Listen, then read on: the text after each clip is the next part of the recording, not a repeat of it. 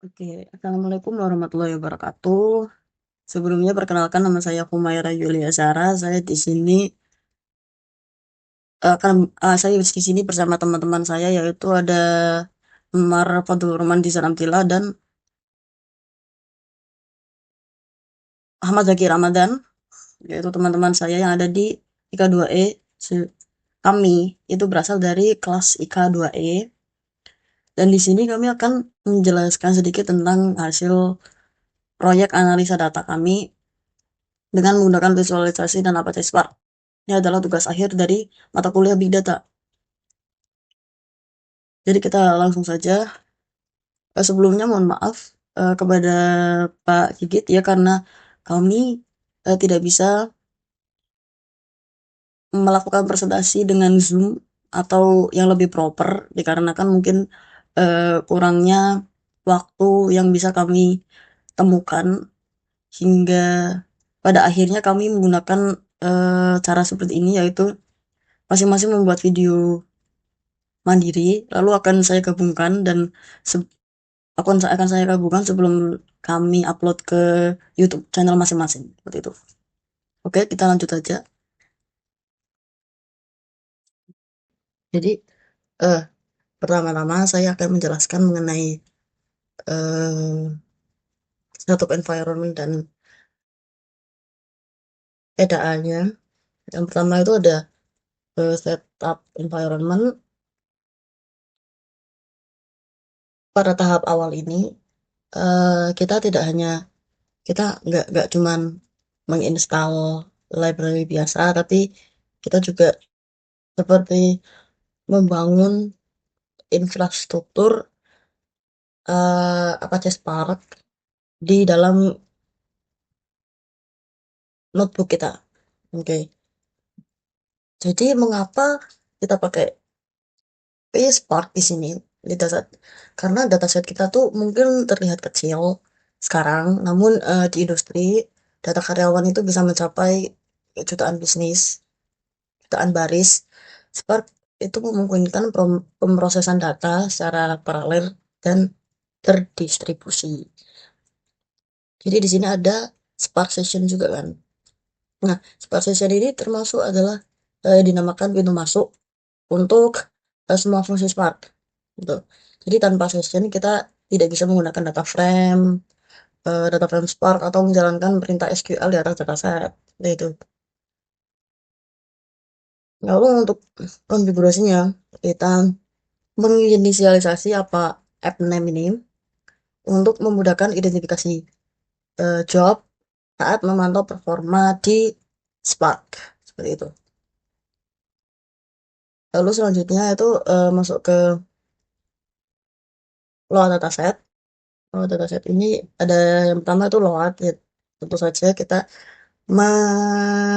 memproses dataset kita lalu menampilkan 5 baris utama dan deskripsi dataset tentang skema dan berapa jumlah record.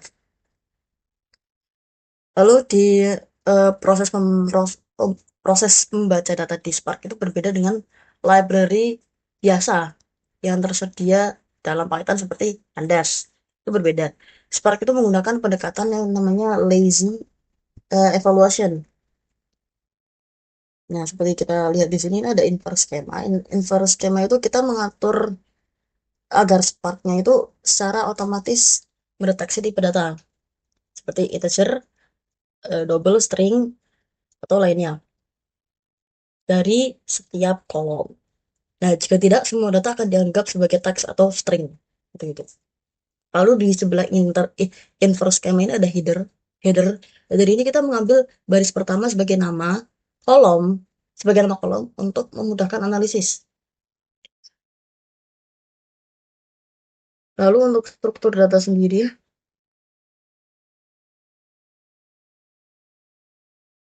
nah, untuk struktur data sendiri kita ada sebanyak 1197 record. Dan untuk liternya itu ada 15 kalau tidak salah ya. 15. Betul. Terus untuk DF show ini dia seperti yang saya tampilkan di atas itu untuk menampilkan 5 baris pertama. Ya, dan yang di bawah ini print skema ini adalah skema dan berapa recordnya. Yang selanjutnya ada exploratory data analisis. Itu ini itu termasuk sebagai tahapan krusial untuk menemukan anomali atau pola tersembunyi sebelum melakukan modeling. Jadi poin-poin yang kita eksplorasi itu ada, pertama itu ada statistik deskriptif. Jadi itu kita bisa melihat ringkasan statistik seperti mean, standar deviasi, terus ada min dan max.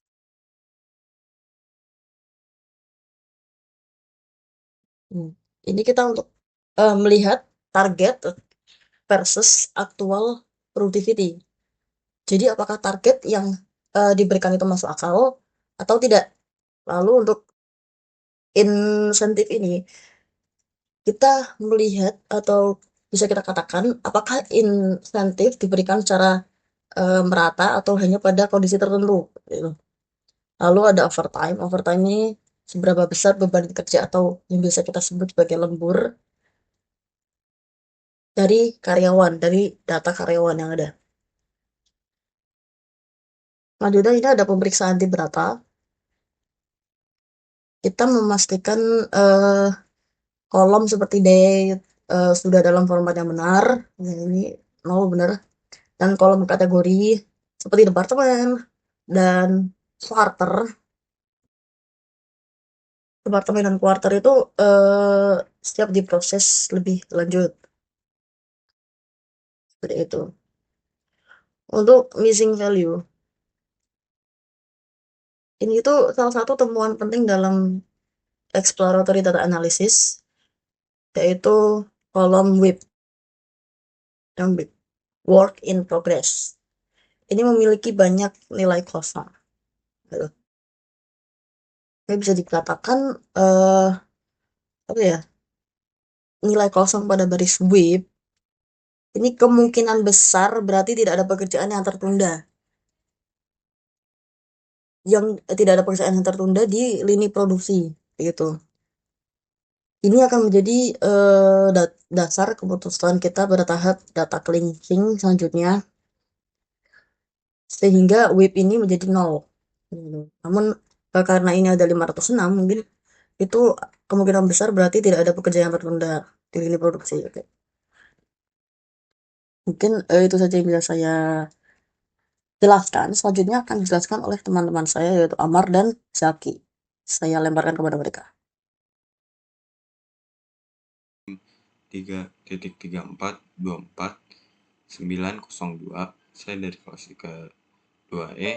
Kali ini saya akan menjelaskan final project saya, yaitu dari data cleansing, terus ada data transformasi, kemudian ada data enrichment. Nah, ketiga data ini saling berkaitan karena dari awalnya tuh kita mengimport data kita, yaitu Garment Work Productivity, untuk di cleansing, yaitu kita mencari cek missing value di sini. Kemudian missing value-nya itu akan diisi value pada kolom WIP dengan median, terus diubah ke kolom date ke date time. Terus nanti ada data duplikasinya bakal dihapus dan disimpan hasilnya seperti ini. Ini kita bisa melihat ada kolom di mana di sini ada date, quart, department day, target produksi, terus SMV, WIP, overtime, insertive in time, it mean, sama none of style change, no of worker actual production. Nah, kemudian setelah itu data akan diolah menjadi data transformasi. Data transformasi itu hasil dari data cleansingnya tuh akan dimasukkan ke dalam codingan data transformasi, kemudian akan diubah datanya jadi kategorikal. Di sini ada kategori departemen, day sama quarter. Kemudian dinormalisasikan jadi data numerik. Terus ada di transformasi vektor waktu sama simpan hasil transformasi. Nah, di sini ada data hasil dimuat.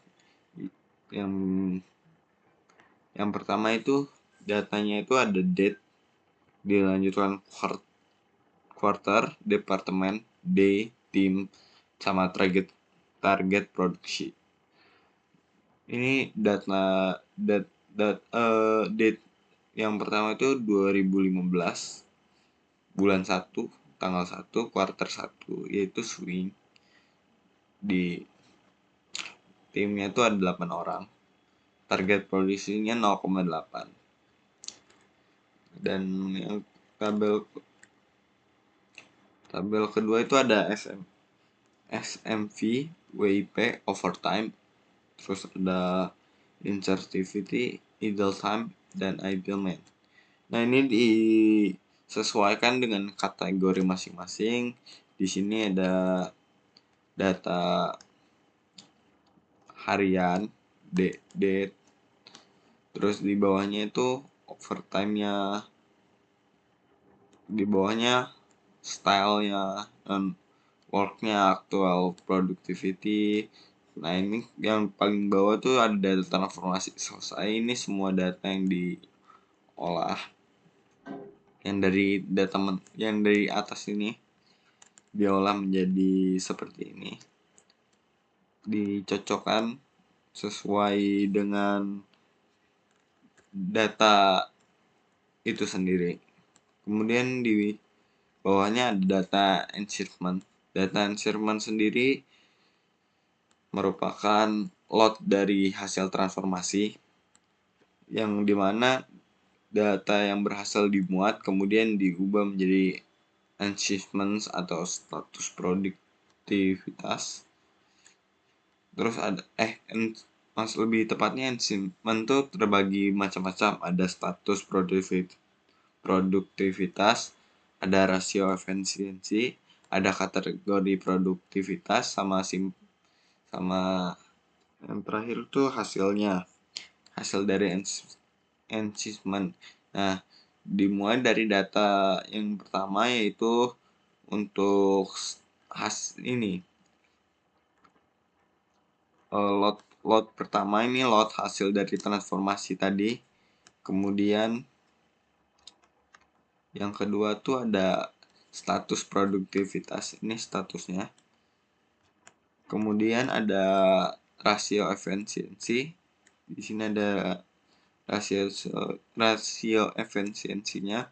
Dan yang keempat ada kategori produktivitas. Ini kategori data ya assessment untuk di bidang produktivitas dari data tersebut.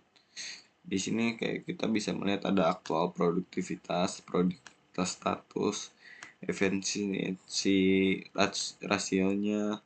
Kemudian ada yang terakhir ada hasilnya, yaitu bisa kita lihat di sini ada productivity levelnya, yang pasti semuanya di bidang high. Dan ini di bawah 0, 1, 2, 3, 4 itu adalah urutannya. Sekian dari final project saya. Mohon maaf jika ada kesalahan. Wassalamualaikum warahmatullahi wabarakatuh. Selanjutnya akan saya jelaskan untuk visualisasi data. Yang pertama ini kita akan mencari tahu apa itu agregasi atau rata-rata produktivitas per hari dalam seminggu, dan menunjukkan juga visualisasinya atau untuk diagram batang. Jadi yang pertama ini kita akan menaruh di sini yaitu average production day, yaitu sama dengan df transform titik group by day titik average actual productivity titik to pandas. Jika sudah, di bawahnya kini kita bisa lihat yaitu untuk kode untuk menampilkan diagram yang diperlukan. Jadi bisa dilihat dari gambar diagramnya itu ada produktivitas untuk Y, ada day untuk X yang di dalamnya ada harinya, mulai dari Wednesday, Tuesday, Thursday, Saturday, Monday, Sunday. Untuk selanjutnya kita bisa lihat di mana rata-rata tertinggi atau terendahnya terdapat. Di dalam gambar tersebut itu hari Kamis atau Thursday untuk rata-rata terendah yaitu di angka 0,7, 0,8, 0,7 komaan. Dan untuk tertinggi itu ada di hari Sabtu atau Saturday yang mungkin bisa mencapai 0,75 atau lebih. Nah, jika sudah menghitung agregasi, kita akan turun yaitu pada analisis prediktif sederhana. Di sini saya menggunakan linear regression. Jadi yang pertama adalah memilih fitur untuk prediksinya. Bisa dilihat di sini yaitu from PySpark, ML feature, ada import vector assembler, ada import linear regression. Untuk assemblernya di sini ada target productivity, SMV, overtime, incentive, dan depth index. Dan untuk outputnya itu ada feature. Oke, selanjutnya itu ada split data. Di sini train datanya yaitu 0,8 atau 80%, dan untuk test datanya itu ada 20% atau 0,2. Model yang dilakukan atau model yang diinisiasi itu adalah linear regression, LR, yang dia terdapat feature dan kolomnya itu actual productivity. Selanjutnya itu ada evaluasi atau resultnya. Di sini saya menggunakan RMSE atau root mean square error dan R2. Nah, jika kita jalankan maka terdapat hasilnya yaitu untuk RMSE yaitu di angka 0,16 dan untuk R2 yaitu di angka 0,17 atau 0,17. Nah, analisis ini mengatakan bahwa R2 atau yang 0,17 itu hanya mendapatkan sekitar 17% variasi dalam produktivitas karyawan yang dapat dijelaskan oleh fitur-fitur yang ada. Nah, selanjutnya itu ada RMSE yang tadi hanya 0,163 atau 16,3%, yang lebih kecil daripada R2. Sama seperti R2, hanya perbedaan model atau angka yang dihasilkan. Yang terakhir itu ada perbandingan visualisasi yang didapat. Jadi di sini menunjukkan perbandingan antara